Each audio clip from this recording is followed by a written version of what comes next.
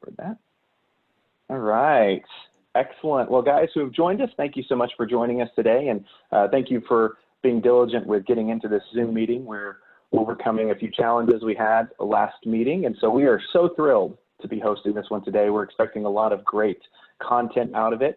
And before I introduce Ryan here in just a second, if this is your first time joining us, I want to say welcome. We're from coachingaglejourneys.com is our website. And if you haven't been a part of this journey with us, we're here just as volunteers trying to create a space in the community for us to share adventures, what we've learned, and where we're going. And so we have speakers come once a month. We also have lean coffees. Next Monday, we're going to be hosting a lean coffee. All that information is available on our website, coachingaglejourneys.com. And it's so wonderful to be able to have a virtual community with everything going on. We've been doing this now for just about 4 years, and we really appreciate all of you for joining and adding value by bringing your stories and what you have learned to the community. So today is going to be really exciting. We're going to have a more interactive session. We do like to have interactive sessions, but this one will be a little bit more interactive than previous sessions have been. And so what we have today is Ryan Ripley joining us, and he's going to be sharing on the topic of fixing your Scrum, practical solutions to common Scrum problems. And Ryan has an impressive resume behind him. I'm sure he'll share a little bit of it, but he's a Scrum trainer with Scrum.org and has been working at various Fortune 500 companies and working in lots of different areas. But what I love is he's the host of Agile for Humans, the top Agile podcast on iTunes. And he has definitely a website, ryanripley.com. And we'll put that in the chat as well so you can check it out. So you can follow him. Also, his Twitter is @RyanRipley. And I just want to say, Ryan, it is such a privilege to have you here. And this topic, I know a lot of our group work as Scrum Masters or as Agile coaches assisting Scrum Masters. And so I think this is a timely topic for us, fixing your Scrum. So I really appreciate you being here, Ryan, and sharing your journey and your experience with us. That being said, I do want to tell everyone before I hand it over to Ryan, our plan is to have an open meeting and to allow everyone to interact with Ryan as he asks for you to. So turn on your camera, wave, thumbs up, thumbs down, interact with us as if this was a very immersive meeting. In the event that we get attacked or something starts going weird, we as the co-hosts will lock it down and make sure that we have a safe meeting with a limited impact from any attacks if we get Zoom bombed.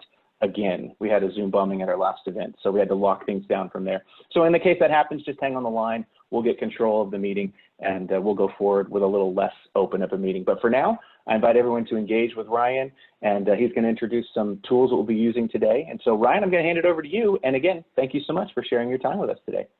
Yeah, thanks for that super nice intro. That's far better than what I deserve. But really appreciate being able to do this today. It's a blast to come back and join the Coaching Agile Journeys group. We did this, I think, last year and had a really good time as well. So thanks for having me back. I hope everyone's doing well during this time. Everyone's healthy, happy, safe.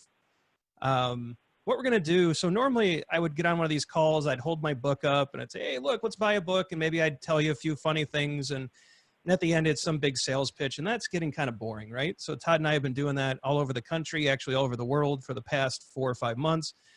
Wanted to try something a little different. And so I think we have just enough people. I think this is a great size group to kind of play around a little bit. And so what Todd and I have been doing, and unfortunately he can't join us today, but we've been using some new tools. We have some new toys, right? And we've been using these to facilitate, to work with teams distributedly. We've also been using these to teach our Scrum.org courses. So now the product owner, the Scrum Master, the Advanced Scrum Master, all those classes are now virtual and online. And we had to find a way to avoid death by PowerPoint, right? Can you imagine sitting on a Zoom call for 8 hours a day and listening to a trainer zip through PowerPoint? Brutal. Like, we would fall asleep too. And so we had to find a way to try to create or recreate the facilitation and a lot of the impact that you have in a classroom. I mean, face-to-face is great, right? And so we're trying to figure out, how do we get interaction back into the world now that we're all remote and that we're trying to, work safely and all those great things. And so we've come up with some combinations of tools that we're going to try out. And if you like these, hopefully you can add these to your toolkit as well. So we're definitely going to do a coaching agile journey. We're going to talk about how you can fix your Scrum, but we're also going to try to give you a couple new tools so that maybe you can go back to your teams and say, hey, we checked this out and it looks kind of neat. Does that sound fair? See some? All right. So here's what we're going to do. I'm going to throw a link into the chat.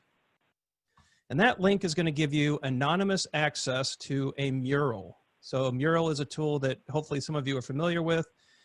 If not, this will be, doubly awesome, because Mural has been just such a wonderful tool for us as we've tried to regain a classroom type atmosphere, but to also just facilitate really tricky conversations, right? We're able to set up these structures. And so I'm going to give everyone a minute, see if everyone can join us in the mural. If you're having issues, let me know. You can throw your hand up. You can kind of just let us know in the chat and we'll figure this out. But hopefully we get anonymous access here pretty easily.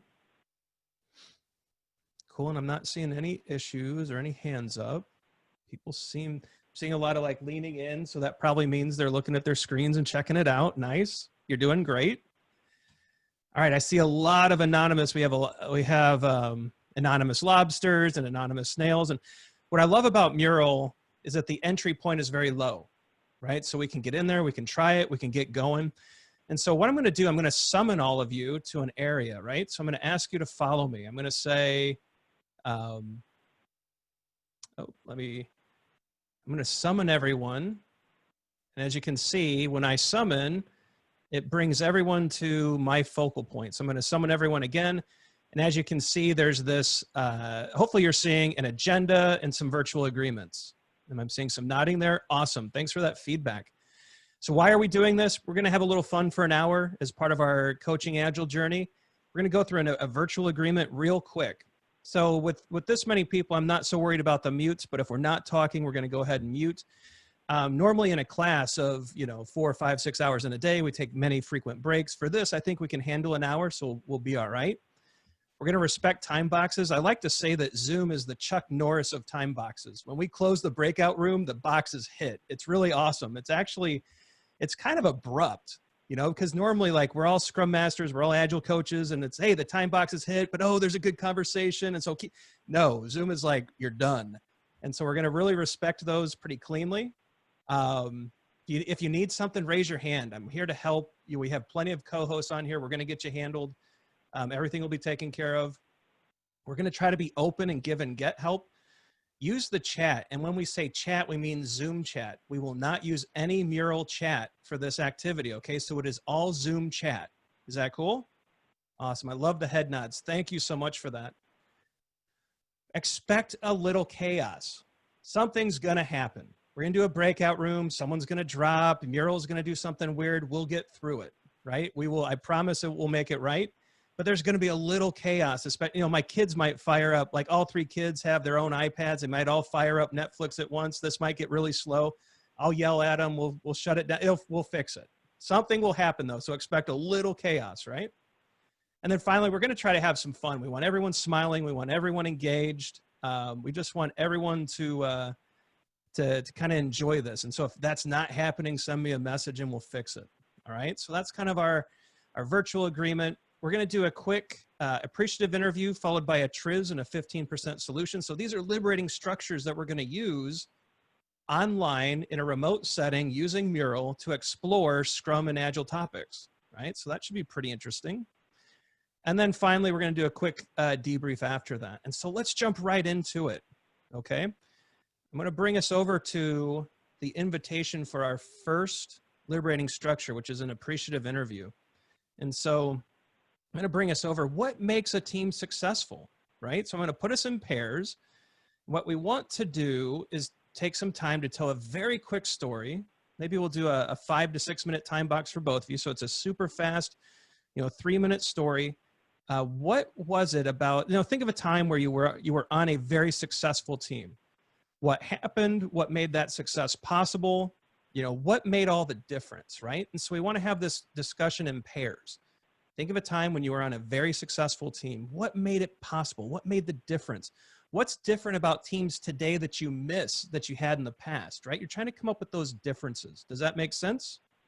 So for this first session, I'm going to put us into, if I can find it, some breakout rooms. Let's see how many we have. We have 15 participants, and I'm going to leave myself out. And so if we have 15, if we do 7 rooms, that should put just enough people. All right, that'll work. So that's the quick math, right? I can divide by 2. Here we go. I'm going to make some rooms. The first discussion, think of a time when you had a great team. Both of you describe it, but what made the difference and what do you miss? I think what do you miss about that team could be really interesting as well. Let's fire this up. I love the music. Yesterday we did a Mother's Day call, and then they were like, "Oh, you're on a boat. That's so nice." And I was like, "That's it's a very tiny boat. It's really not a boat." It's a screen. It's a picture behind me. So can y'all hear me? Yep, we can hear. It's so weird. When Mark and I were in our breakout room, I couldn't hear him. He could hear me, but I couldn't hear him. Yeah. Can you guys hear me now? Yeah. Oh, that's so funny. Yeah, that was totally weird. So it's like he was so kind to open up a notepad and just type, and we kind of like talk through it. So sometimes there's a little chaos, right? Just and embrace it. So yeah, and there were a few little hiccups, but what's interesting to me, by the end of 6 minutes, and here I'll bring the music down.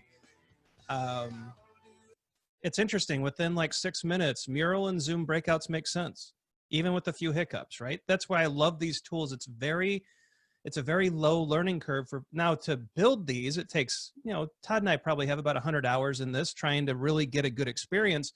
But for the participants, it's very low. Like you can actually get in there and check it out. Now, the music part, people are like, well, why do we come back to listening to Dave Matthews? Well, my wife and I were supposed to go to a concert. We did not get to go to a concert, so we've been listening to Dave Matthews. But I also think in these types of environments, the music is essential. You're trying to create an atmosphere of fun, an atmosphere of kind of people relaxing. I think anything you can do to get it to some kind of interactive, whether it's audio with the music or the murals, it's important. So all these little things that you do in these online sessions matter, right? And so any little thing we can do kind of brings people into it. And so you've had your first interaction. And so what we're going to do next, we're going to go back to, now my Alt tab isn't working. We're going to go back to Mural. We're going to look at this round 2. And I think we're going to just do round 2. So I'm going to create groups of 4 people. And what we're going to do is, so if let's say you heard a story from someone else, what I want you to do is think about that story that you heard, and then relay the facts, relay the ideas, relay the things that mattered to the rest of the group, right? So I'm going to make sure you're still with your partner. I'm going to put you with another group. So Todd and I call this double dating in our book. So like when you do a 1, 2, 4 all, when we bring that group of 4 together, we couldn't find a way to express that cleanly. We said, look, it's a double date. Don't worry. It's just 2 pairs coming together to talk, right? So you're going to tell the interesting parts, the things that made a difference from your partner's story to the rest of the group. So I hope you were listening, right? That's going to be important.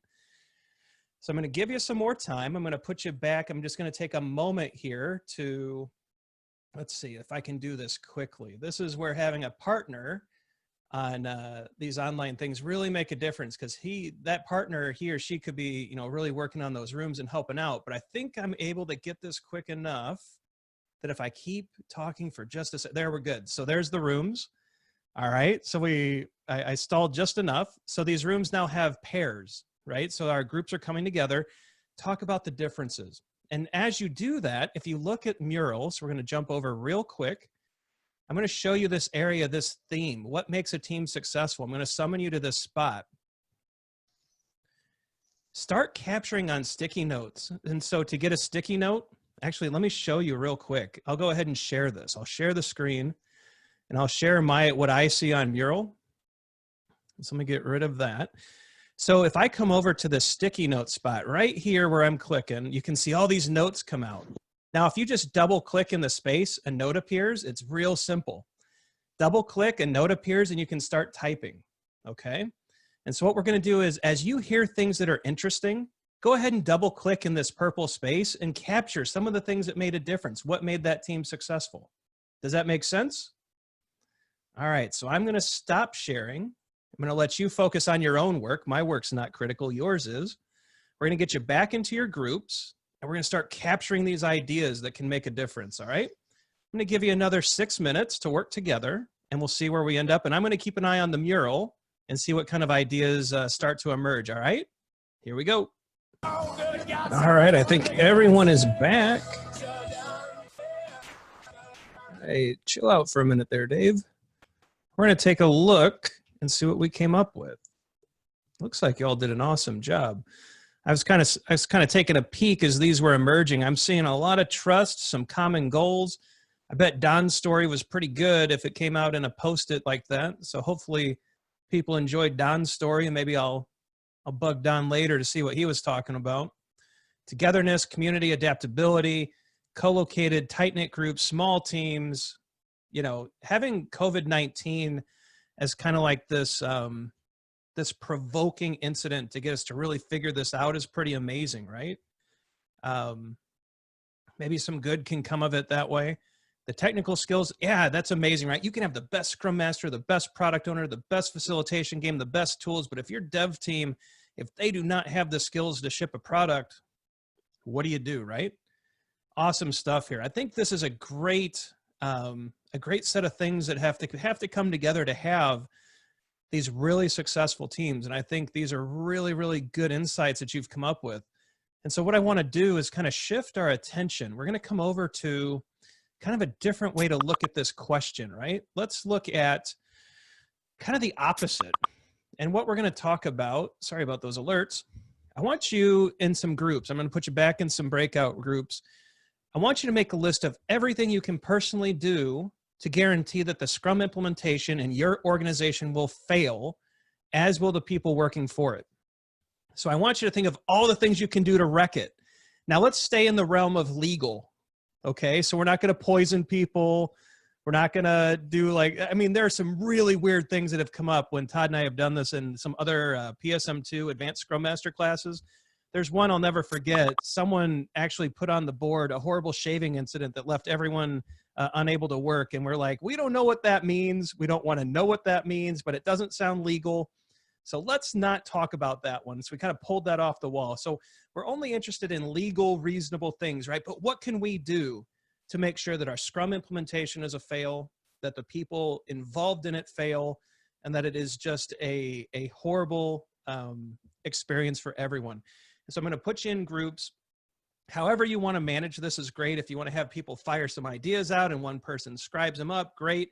If you all want to just take a minute and throw some ideas up and then kind of collaborate, that's awesome too. You're going to be self-organizing groups.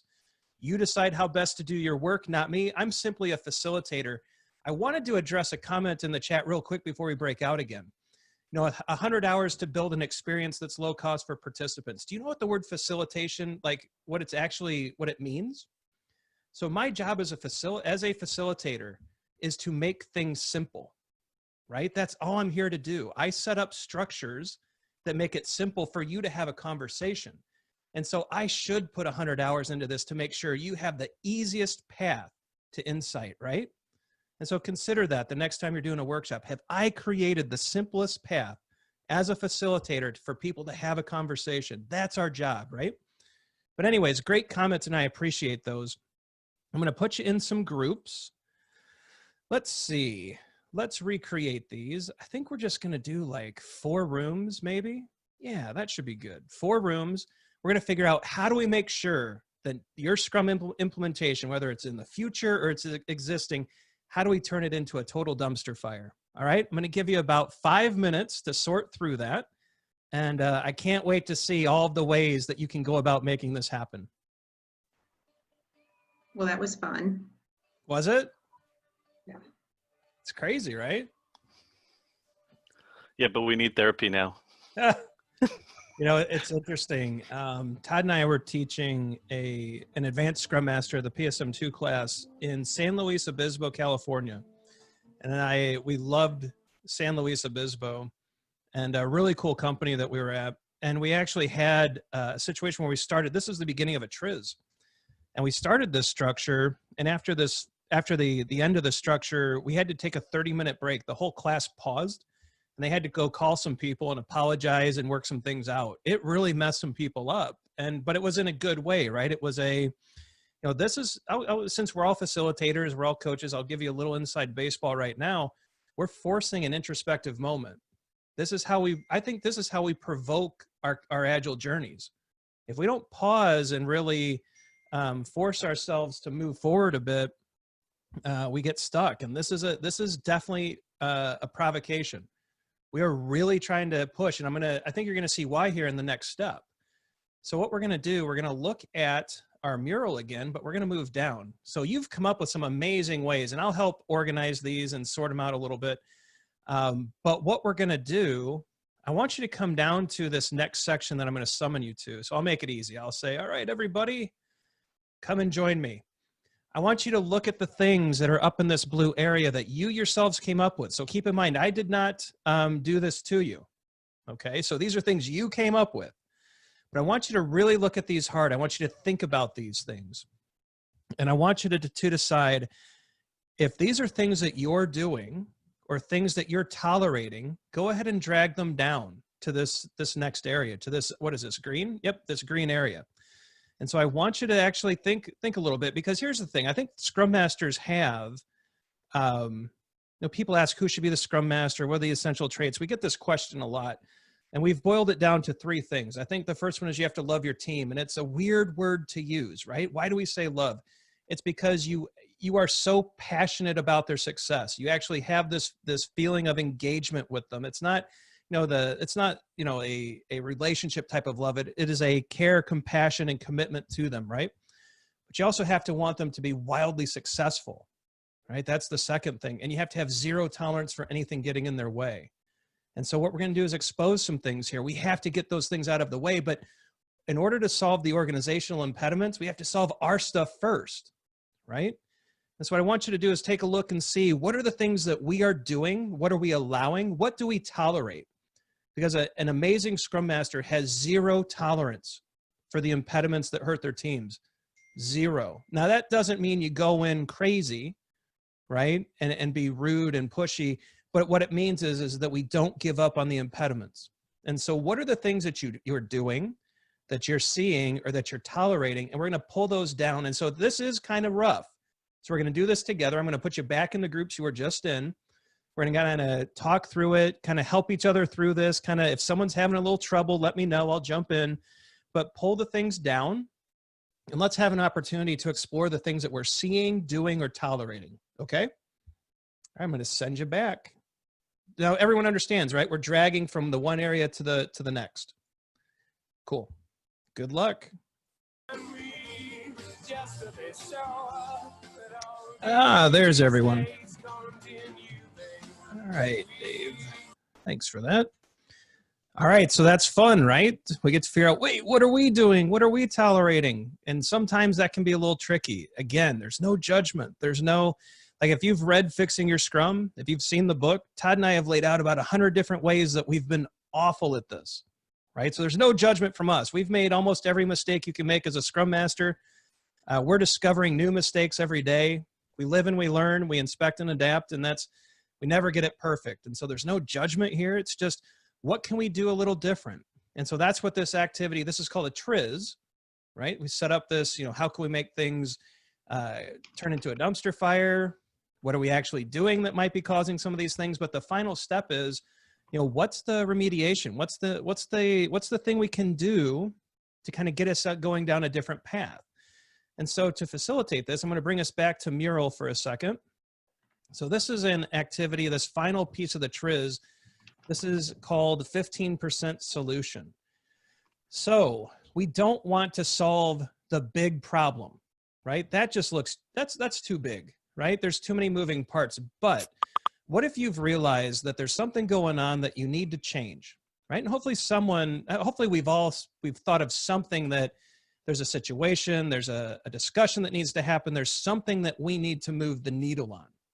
And that's all we're after here. What is the first step out of 1,000 that it's going to take to fix this thing? But what's just step one? What's the 15% solution? What's the thing that we can do immediately that just bumps that needle and gets us a little progress? All right. So this is an activity on your own. I'm going to give you just 2 or 3 minutes to think about what's the next thing you need to do to kind of, now that you've identified something, right? There's something that's come out of this discussion. What's your next step, or what's your first step to actually make some progress towards addressing this impediment, addressing this thing that you've seen? Does that make sense? And then if you want to capture those in Mural, that would be great. And a final side note here, everything that you do in Mural, I'm going to export as a PDF.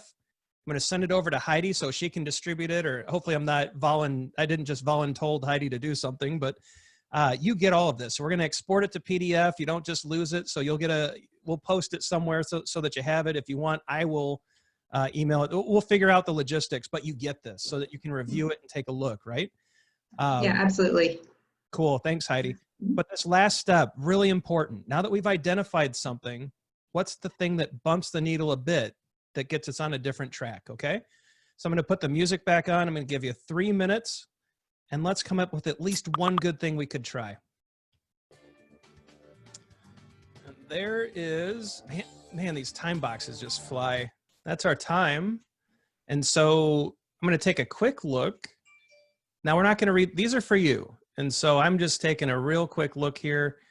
I think all of you did great. You know, I'll call one out that, you know, admitting mistakes. I found that when I was open to so the Scrum values, right?